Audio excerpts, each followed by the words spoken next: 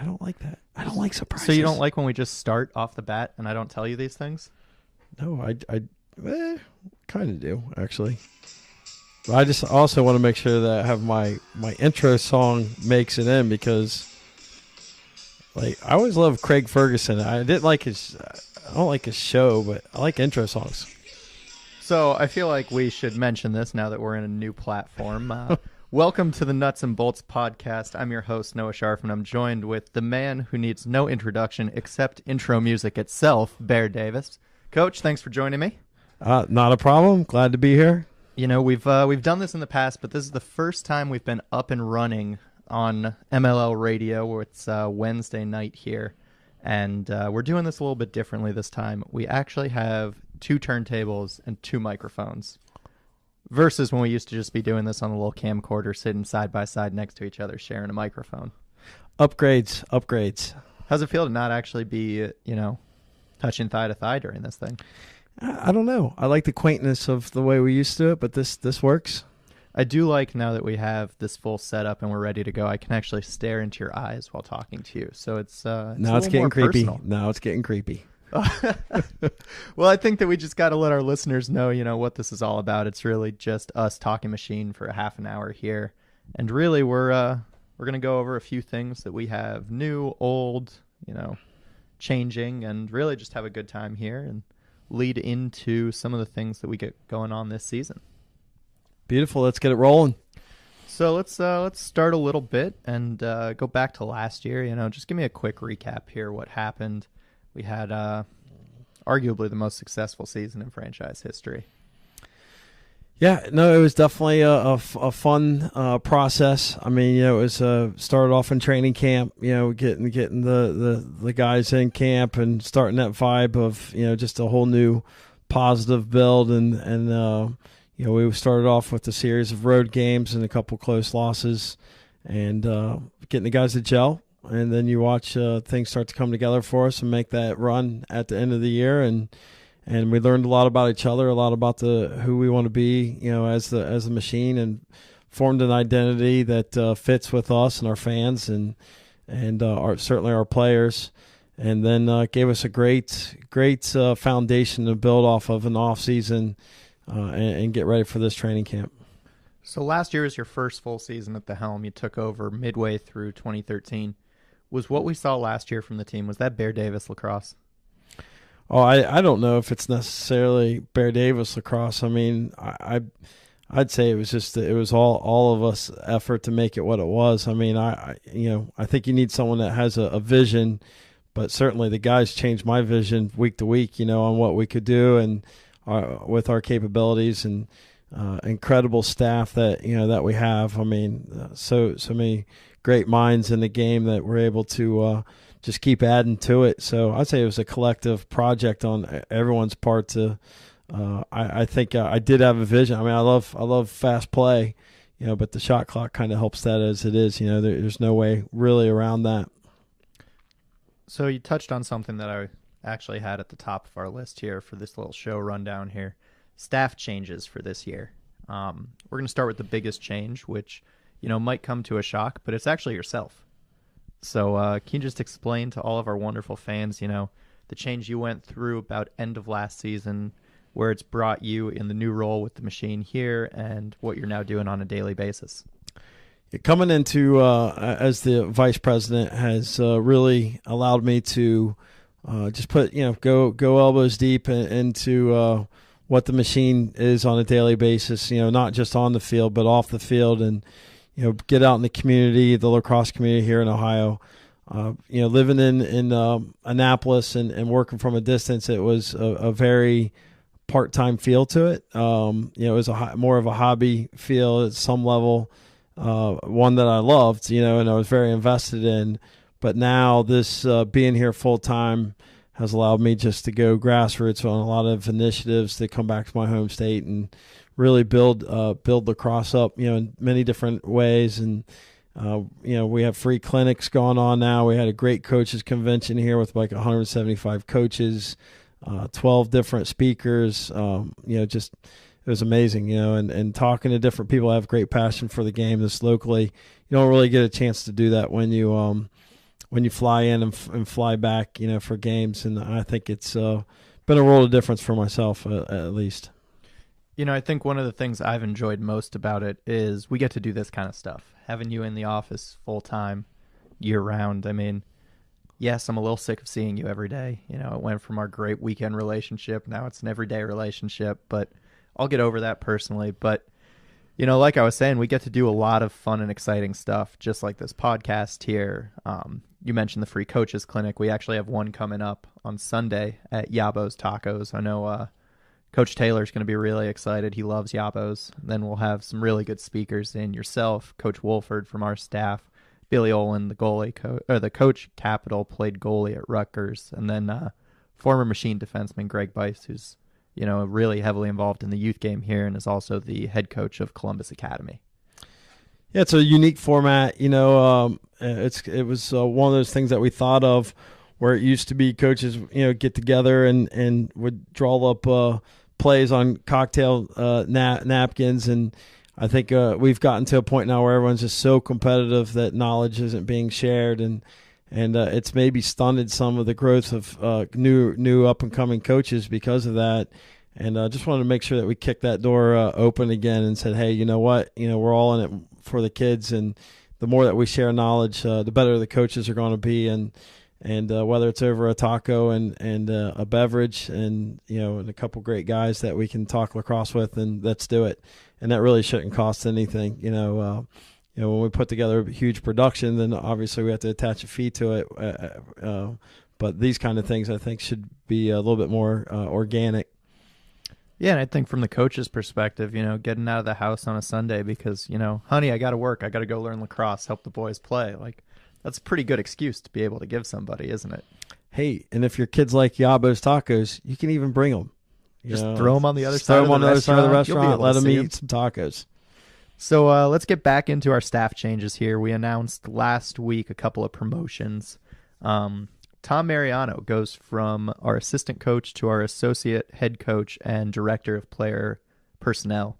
What's in this new role for Tommy?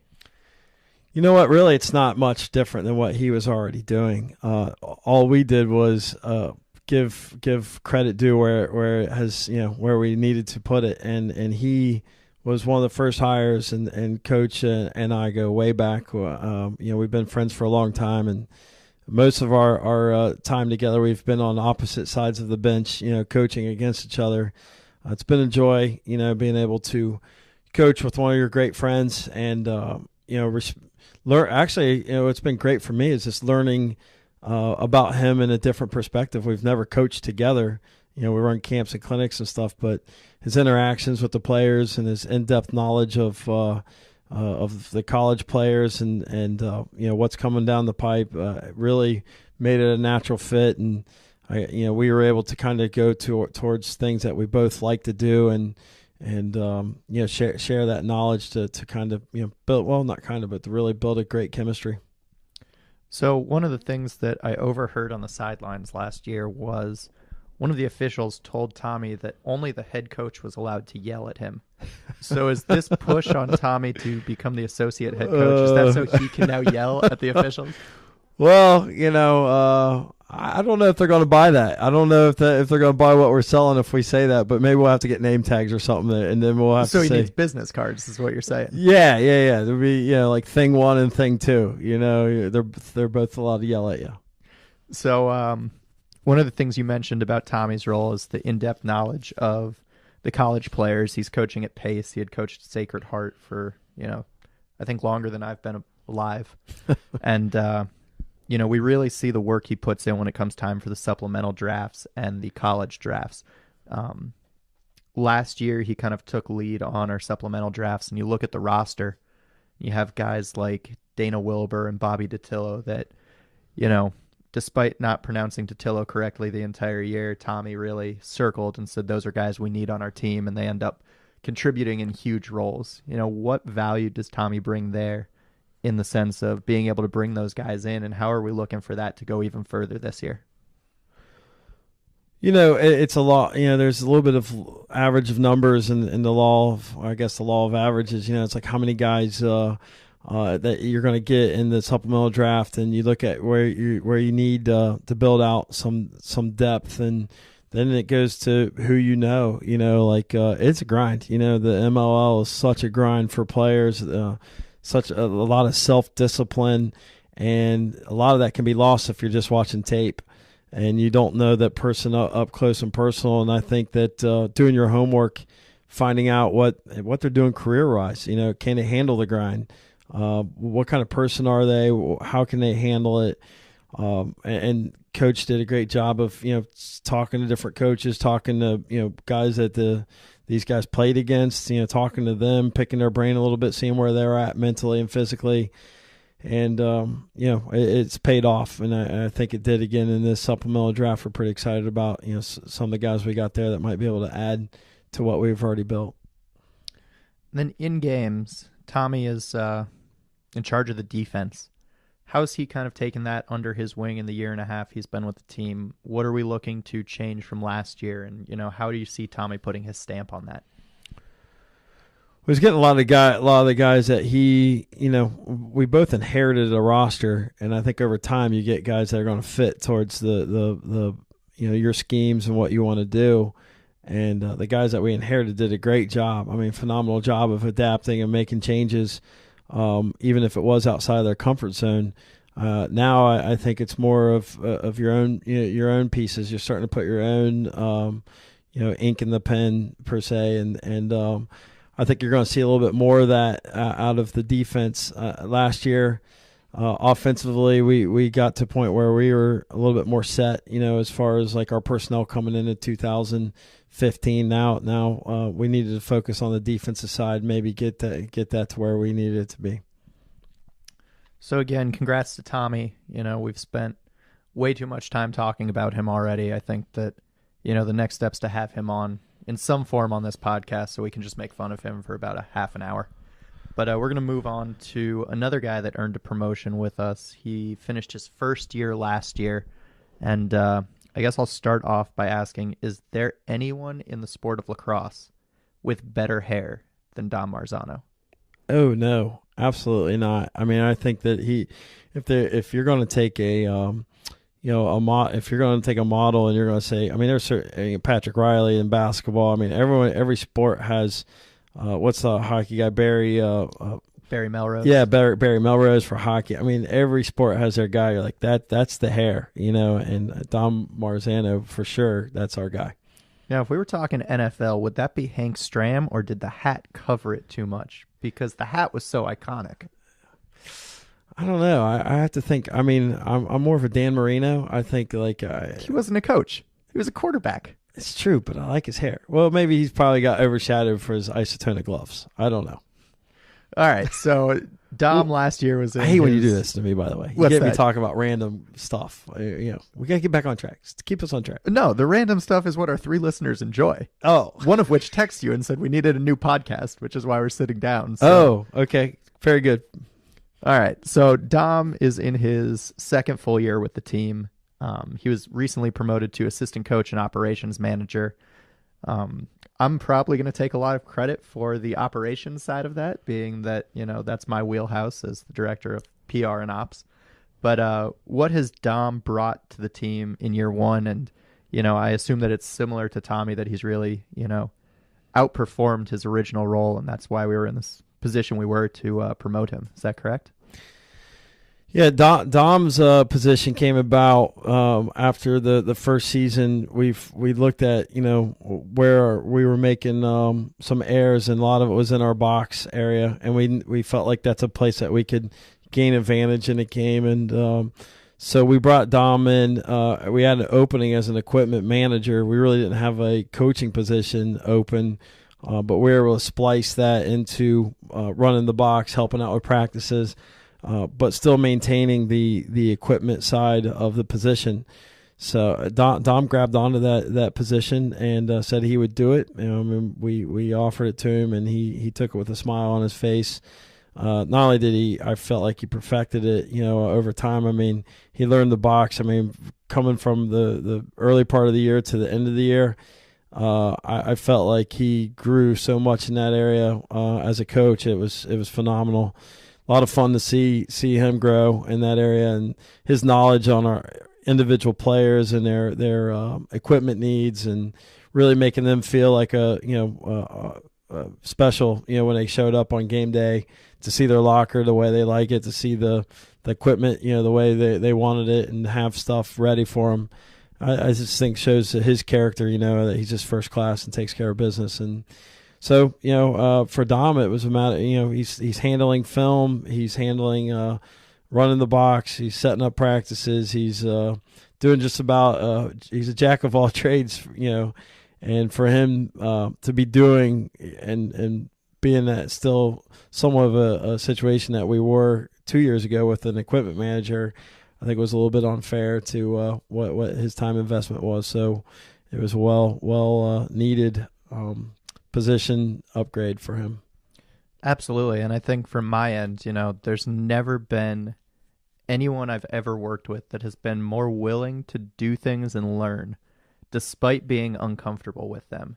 And I don't mean that in a bad way. I think that, one of the things that I tasked Dom with doing this past season was he was often driving one of the vans on the road. If we got vans, Dom was the second driver with me, and a lot of times we were driving in cities where I had lived. So I'm not using a GPS, and I'm just rolling through Boston or South Florida.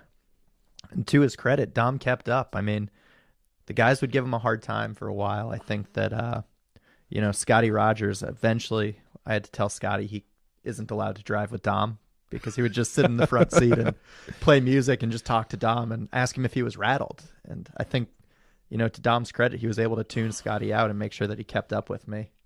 But well, I don't think he wasn't keeping up with you because he didn't want to. I just think that he couldn't push the gas pedal far enough down to keep up with you.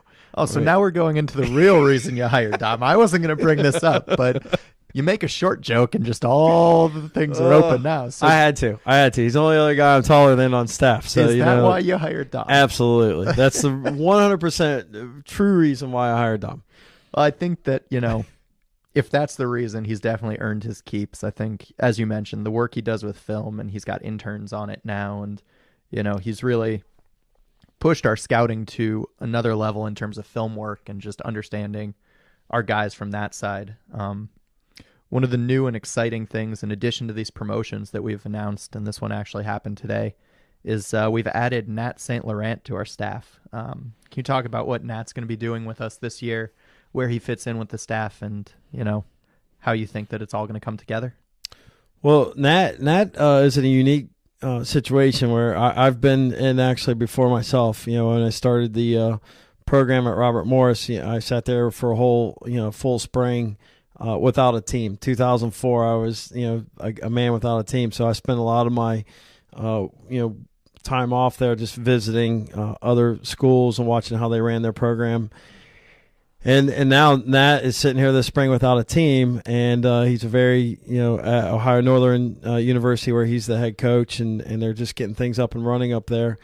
So he has a unique ability now to be able to come down and help us, at least for this year, and we'll see how things transpire in the future. But we talked about it, and he's very interested in helping us out in any capacity. So he's going to step in as a volunteer. There's a lot of things that we're looking to do this year, between right play and crossover, that we could get some analytics that will help us in game prep, and that's an area that we'd like to get him involved in, and hopefully not only use it for the machine, but stuff that he can use and learn and help him be successful with the Ohio Northern. So I think one of the things that you've really done since takeover is really put an emphasis on prep work. I think that, on the road and both at home, I got to watch our scouts and our film work that we did with the team. And, I feel like I could step in if needed, just based on how much I've learned. Whoa. Let's not go that far. So this part's going to get edited out, right? So like I said, I could step in, and you said that's great, and we could use you. And, I think that it speaks to how much prep work the coaches have done. So from that standpoint, how are we looking to go a little deeper with analytics this year? The league has used Right Play and Joe Yavoli and them have done a great job of providing that service to us, and with everything there's always products out there that offer different services and different things that they can bring to the table, and Crossover, who has come in to be a sponsor of our coaches clinic, offers a couple different unique options for us to be able to take advantage of. So really just using both systems to our advantage. And, it's hopefully it's one of those things that we can do and teach some interns. And we have some interns that play lacrosse and get to show them a unique side of, they're in a college game, and show them a unique side of the game, and our staff and learn a little bit more about the game. I want to make sure we don't overthink it too. Sometimes you can overthink it, but at least give us some base ideas to work off of. Is there one advanced stat that you feel is missing in lacrosse? I firmly believe that the hockey assist is crucial. I mean, it's something that we charted, started looking at and giving credit to in practices and talking about in games. And maybe here I call it a little bit more of the dirty ground ball award. It's typically the guy that picks up that ground ball, moves it to one guy, then that guy finds the open guy, and then you get the goal, and the hard work of that ground ball, or that guy that made that pass, is not often given credit to. And I think if we could chart hockey assist and find out who that guy is, that's always a fun stat for me to chart. Definitely, I absolutely agree. I think that we saw it with, someone like Marcus Holman last year. He really won the ground ball battle from our attackmen, and then was able to extend plays and create plays off ones that weren't there. And, whether it led to him getting a goal, an assist, or us just scoring, I think that would be one of those places that, maybe that advanced hockey stat applied to lacrosse could really show even more what Marcus was able to do. Sure. A lot of times you get a D-midi or a long stick too that is that guy, and if if they're the ones down there getting those hockey assists, then like I said, they're just not getting a lot of credit on paper. Absolutely. Before we move on, I want to take a quick break right here and thank the wonderful sponsors of the Nuts and Bolts podcast. I'm not sure the people at home might know, but there are people that invested in us and us doing this and sitting down, and just wanted to take a minute out here and thank the Lacrosse Show. Those guys have a great show on Saturday mornings. It's both on 12:30 a.m. Fox Sports Radio in Columbus, as well as MLL Radio and Laxworm Radio later on Saturdays, sometimes into Sundays. I want to thank CG's Auto Body, Midwest Lacrosse, Stoss Brewing, Chubby's, Yabo's Tacos, and 1808 for their support of both our Nuts and Bolts podcast and the Lacrosse Show, and eventually, as soon as the season starts up, our home game broadcast, which will be available on MLL Radio whenever the machine plays in beautiful Delaware, Ohio. So, we're now going to move on. We have 3 weeks before camp opens up. Hopefully all the snow's melted. Just want to go over some quick positional previews, get the fans excited about what's coming up. We're going to start with specialists here today. We're going to go with a little face-off action and then quickly the goalies. So we're bringing 3 face-off guys in right now for camp. We got Eric O'Brien, Bobby DeTillo, and Greg Paskoljian. Can you talk about those guys and just what they each individually bring real quick? Well, we return, 2 of those guys are returning, and, that was such a great battle between those two, but we were scoring at such a high level last year that they were taking a lot of draws. You're talking like 45, 50 draws a game is unheard of, and that happened. That happened in the game. So really stamina, seeing what guys can do if they can go out and take a lot of draws. I mean, ideally you'd like to have one guy, in your lineup with 19 guys. If you're going to score at that level, you may have to prepare for 2 guys. To bring in a third guy to challenge these guys and kind of see where they're at, give them a different look. And maybe take one of those spots, I think is a good, healthy thing for us to do, and we're excited about it. We're looking at the potential of 4 because we understand a battle of 4 guys could be good. So, but we do like the 2 that we have returning, and we like to see see who rises to the top. Similar to our face-off situation, we have 2 returning goalies and 1 new ones. We have Brian Phipps and Scotty Rogers coming back. Then we're bringing in Will Haas, who is a local boy, played at St. Charles, which is where training camp is. What does each of those guys bring to the table? Well, they, the 2 returners, obviously, both of them with starting experience and game-winning experience. Excited to, continue that battle between them. And Haas is an incredible goalie who, is local, like you said. We always like to have the ability to have a local guy here and ready to go. And he certainly fills that position. And then we also are bringing in Feeney, who was in camp last year, and they'll bring out the healthy battle of 4 goalies, and that's pretty exciting stuff because he had a great camp last year, and we look forward to having him back. All right, we're going to pivot into a new segment that we're going to do every week here. I'm calling it Trivia with Bear. I have a penny, a nickel, a dime, and a quarter, and I got 4 questions, and I'm about to give you some parking money if you can get them right. You ready? First question I got for you, Bear. In 2014, this past season, 3 players took face-offs for the machine. 4 players, I'm sorry. Name them. Okay, that would be Bobby DiTillo. 1. Okay. Eric O'Brien. 2. I feel like I should have a chime. Ding! Matt Delente. Ding! And Jake Bernhardt. No, that was actually right. I just wanted to see what sound I would make if you got one wrong. So I'm going to give you a penny because that was a pretty easy question. Whoa. I can't even park a unicycle for this. And this is not even a penny. It's a Canadian 1 cent, which means it's like worth 75 cents. Take it back. Logan must have given it to me. Or not, like, it really is a Canadian one, isn't it? 0.75 cents. I wonder why I have that. All right, your second question.